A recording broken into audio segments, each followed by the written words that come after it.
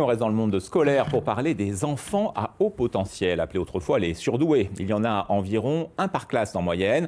Bien souvent, dans le système classique, ils rencontrent des difficultés. On en parlera avec notre invité, Cyril Rousse, praticien en psychothérapie, dans quelques instants. Mais avant, voici le portrait de Mathis. Il étudie dans un établissement spécialisé. Nathalie Jourdan et Marnaud l'ont rencontré. De temps à autre, la mère et son fils se retrouvent à l'heure du déjeuner. Ouais, c'est vrai, t'as raison. J'ai trié du linge. Lui sort de cours d'anglais, de physique et de sport. Il est en 5e, 4e, une classe à 2 niveaux. Dans un niveau, je suis plus fort et dans un autre niveau, je suis moins fort, mais c'est ça la précocité. Mathis a 12 ans.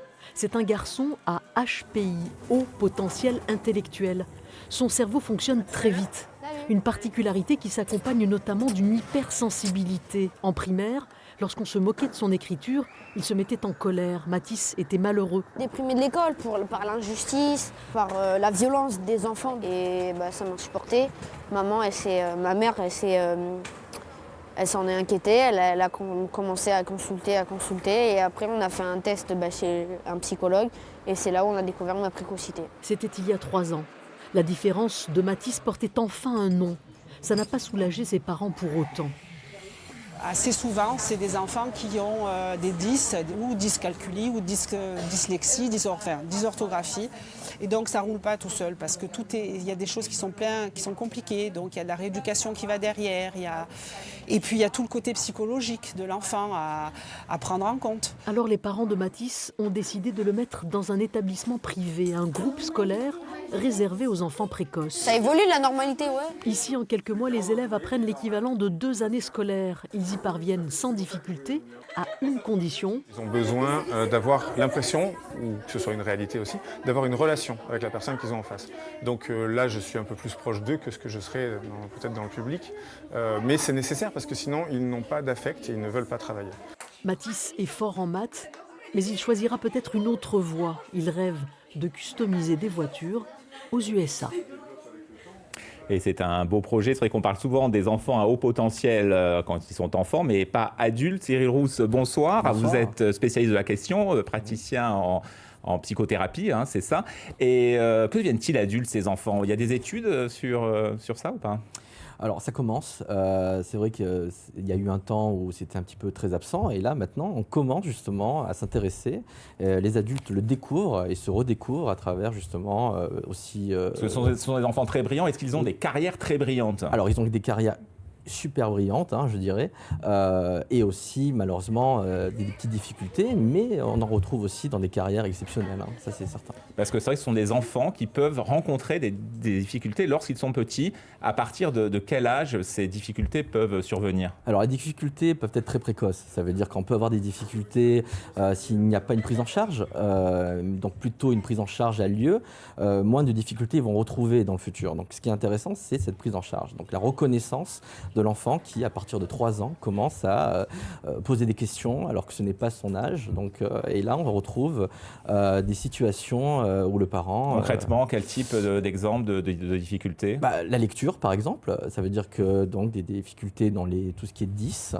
Donc, il y a beaucoup de 10 qui se mettent en place. Des troubles de l'apprentissage, des troubles de langage. Exactement. Oui. Mais aussi, ils peuvent apprendre tout seuls la lecture, et ça, c'est une surprise, et c'est aussi un signe. C'est surprenant, et on arrive vraiment à gagner cette surprise. Le parent, le professeur est surpris par ses enfants, et puis il s'ennuie énormément aussi, parce qu'ils savent.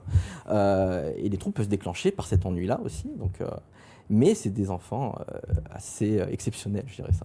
On va poursuivre cette discussion, oui. Mais tout d'abord, quelques chiffres et quelques caractéristiques communes à ces enfants. On les a longtemps appelés surdoués, puis précoces et aujourd'hui enfants à haut potentiel. Des enfants qui, une fois sur 3, sont en situation d'échec scolaire.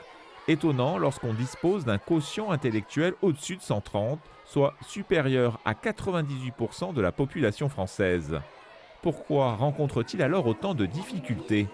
Troubles de l'attention pour certains, de l'apprentissage pour d'autres. Les enfants à haut potentiel ont surtout un fonctionnement cognitif différent, une pensée dite en arborescence. Hypersensibles, perfectionnistes, curieux de tout, une volonté de tout maîtriser font que ces enfants se sentent incompris et se retrouvent souvent isolés. Pour éviter des situations de phobie scolaire, voire de dépression, il est important qu'un diagnostic soit établi pour instaurer un encadrement éducatif particulier.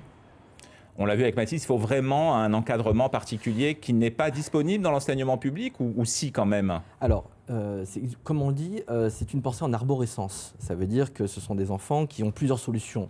On a tendance à leur appliquer une seule solution. Donc eux, ils ont déjà l'esprit à trouver d'autres solutions. Et donc c'est un petit peu cette contrainte qui peut un petit peu les affaiblir. Et pas le temps.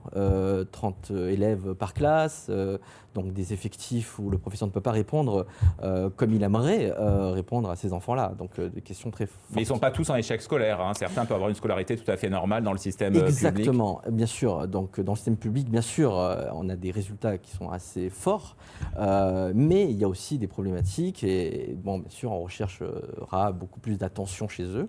Et il y a des thérapies aussi vous-même, vous travaillez avec des casques virtuels et vous en parlerez demain lors d'un colloque qui se tient à Nice, à l'hôtel Negresco. C'est ça en un mot, l'objet de ce colloque? L'objet de ce colloque, c'est simplement une vision, un débat sur les différentes approches de l'enfant au potentiel, les différentes manière de pouvoir l'approcher et puis lui faire maîtriser son pouvoir de penser en fait. Cyril Rousse, merci d'être venu sur ce plateau.